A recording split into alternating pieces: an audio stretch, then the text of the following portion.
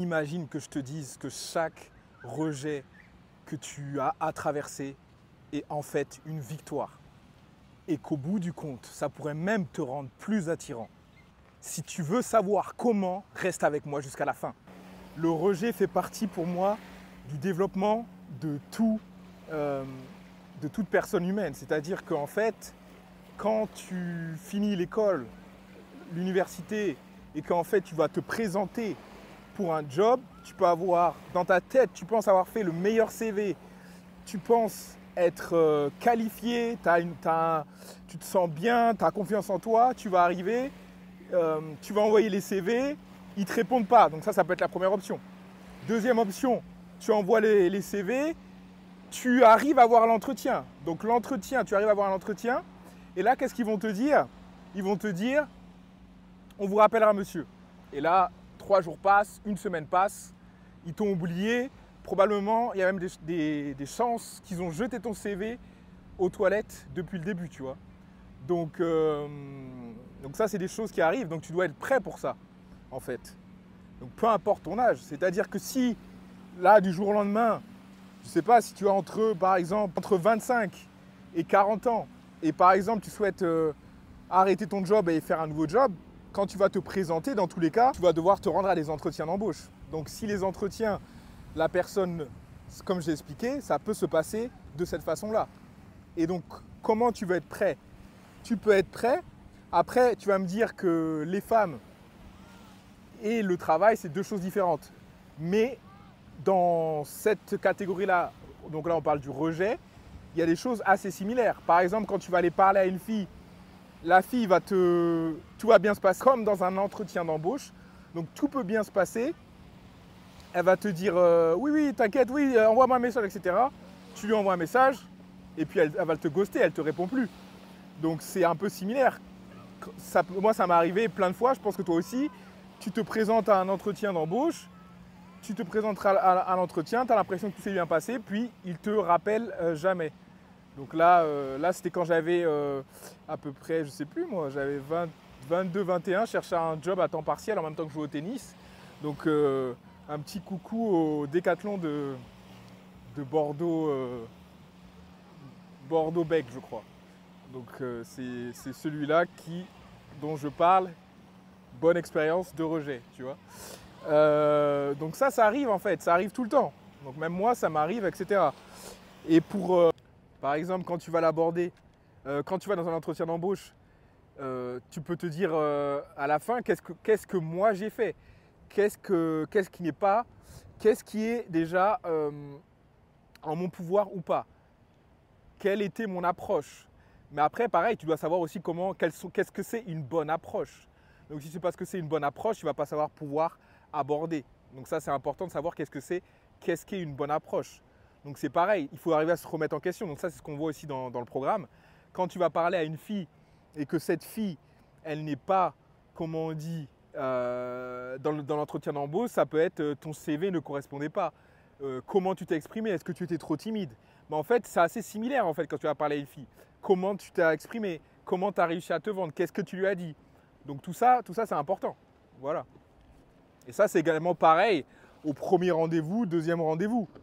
Parce que quand tu vas avoir un entretien d'embauche, je ne sais pas si ça t'est arrivé, mais moi, ça m'est déjà arrivé d'être appelé une deuxième fois pour un entretien d'embauche. Donc c'est pareil. Quand tu vas en rendez-vous avec cette fille-là, c'est aussi une autre occasion de lui faire découvrir qui tu es. Et en fait, de gagner un peu plus, d'avoir un peu plus de chances de conclure. Mais si tu ne fais pas les bonnes choses, même aux 2 premiers rendez-vous, elle ne te rappellera pas. Donc tu vas ni réussir à l'embrasser, ni réussir à conclure avec elle, ni encore moins réussir à la revoir. Donc ça, c'est des choses qu'on voit dans mon programme. En ce qui concerne le rejet pour les filles, donc ce que je vais faire, c'est que je vais te montrer le rejet quand j'étais là, j'étais par exemple en Australie. Donc l'Australie pour moi c'était un endroit très compliqué. Ils sont froids en fait quand tu es mat de peau. J'ai l'impression que plus tu es mat de peau, moins ils t'aiment en fait. Donc, et là tu vas me dire, mais t'es allé où en Australie? Ben, je suis allé à Melbourne, à Adélaïde, je suis allé à Sydney et je suis allé à Brisbane. Donc je suis allé c'est pas comme si j'étais allé dans le bush, tu vois. Donc je vais montrer une série où là, je me suis fait rejeter du coup par plusieurs Australiennes. Donc il y a plusieurs raisons à ça. Hein. Première, il n'y a pas beaucoup de gens qui abordent. Deuxième, comme j'ai expliqué, moi je l'ai ressenti. C'est comme ça qui fait que je suis un bon séducteur également. C'est mon sens du ressenti. Donc là, j'ai ressenti que le problème, c'était pas parce que j'allais les aborder, ni parce que j'ai vraiment senti que le problème, c'était plutôt ma couleur de peau. Donc là-bas, en Australie, ça c'est quelque chose à laquelle que je n'oublierai pas. Donc là, je vais vous montrer mes pires rejets donc, qui ont été faits en Australie. Voilà. Hey, I really like your style. I want to say hello to you. Oh, You have really good eyes. Nice of you. Where are you from? I'm born here. Oh, okay. Yeah, but my background is Croatia. What? Croatia, have you heard of it? Oh, nice. Yeah, Croatia. Yeah, Where I'm are you French, from? Paris. Ah, cool. How long Nice. have you been here for? I've been here already 1 year. How do you like Australia? Oh, it's okay. Yeah? Yeah. Better or worse than Because I've been to Canada before too. Between all of them, for the moment, I prefer still Canada. You know. Why? Oh, because people are more like, Friendly? yeah, Really? yeah. What do you think about Australia? I don't think No, that's tell maybe. me the truth, please. I think we have to go for coffee, then I can tell you more about that, you know? I Yeah. have to go somewhere now. Hello, how's it going?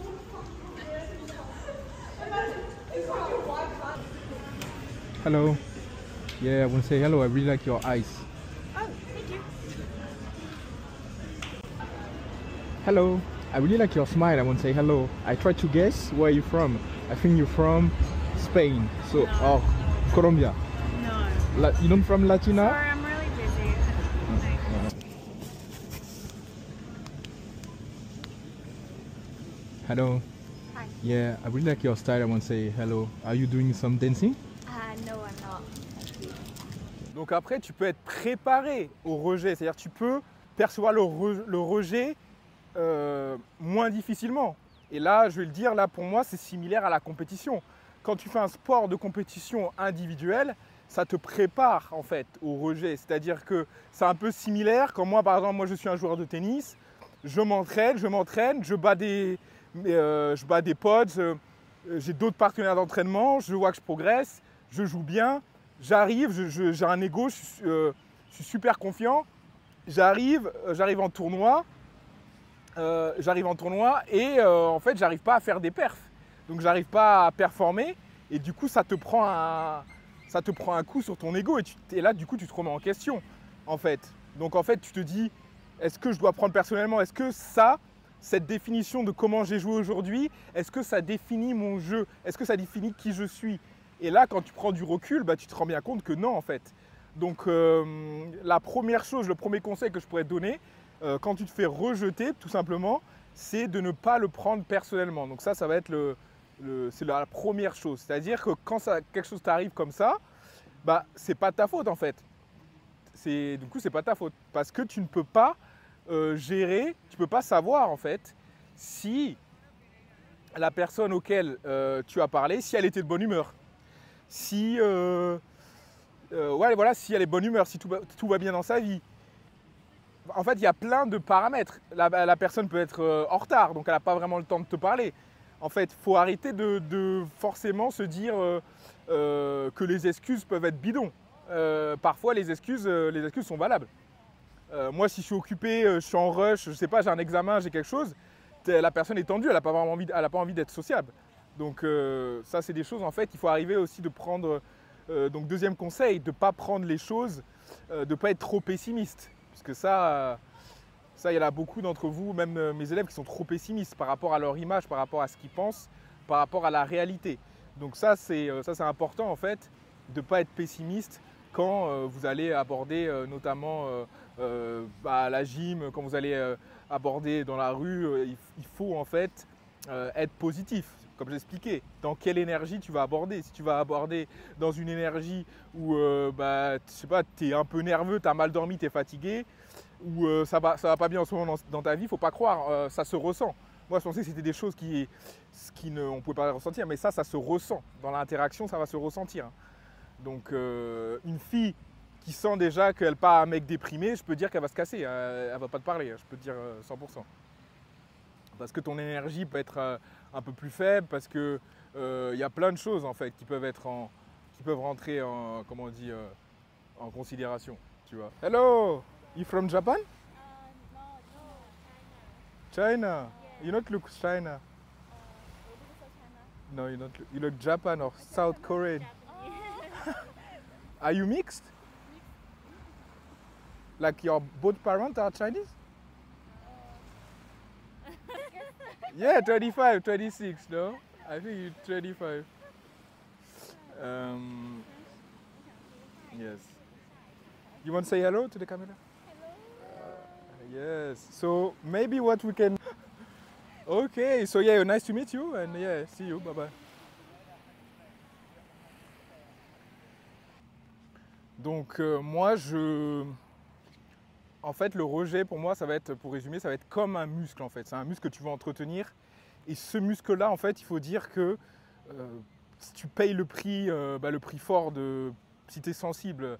Comme moi je suis une personne sensible, donc moi si moi en étant une personne sensible, j'ai pu aller au-delà du rejet et encaisser et être l'homme que je suis, le dragueur, on va dire, que je suis aujourd'hui, c'est qu'une personne normale peut le faire également en fait. Hein, donc il n'y a pas besoin d'être magicien. Après il faut, comme j'expliquais, avoir les compétences et donc développer des compétences, acquérir des connaissances qui vont te permettre d'être un meilleur séducteur.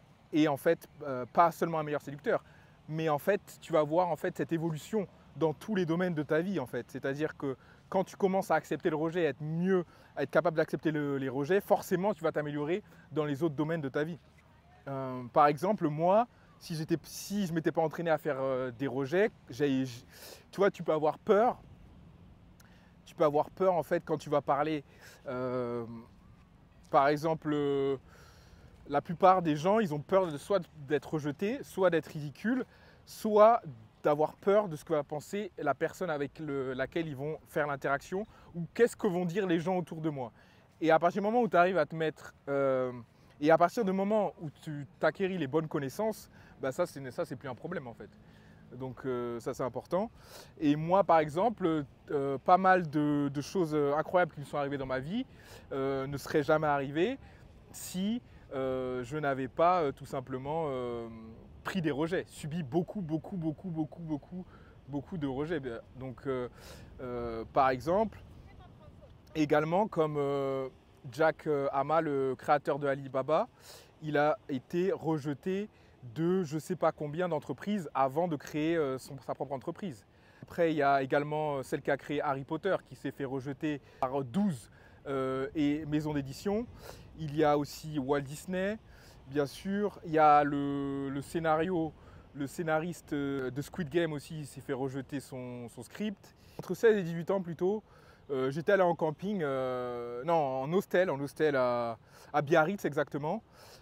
Super place, super endroit. Et en fait là, j'ai commencé à rencontrer des Québécoises et des Canadiennes aussi. Et là, ça m'a donné l'envie d'aller au Canada. Donc en fait, si je n'avais pas fait cette expérience, si je n'étais pas capable d'aller parler à ces Canadiennes, puisqu'elles ne sont pas venues vers moi, hein, c'est moi qui ai créé cette opportunité. Donc quand tu fais du rejet, tu peux soit te créer un rejet, soit ça va te créer une opportunité. Donc il faut savoir comment tu vas transformer cette chose. Moi, quand j'étais là-bas, si je n'avais pas parlé à ces Québécoises ou Canadiennes, moi j'ai besoin de sentir la réalité, donc le tangible. Donc certaines personnes vont dire oui, tu aurais regardé des vidéos, tu serais quand même allé au Canada. Non, chacun est différent. Moi, comme j'expliquais, le fait de l'avoir parlé, le fait d'avoir vu demander des questions à des vraies personnes, ça m'a donné envie d'aller au Canada. Donc c'est pour ça qu'après, en 2017, je suis parti au Canada. Voilà.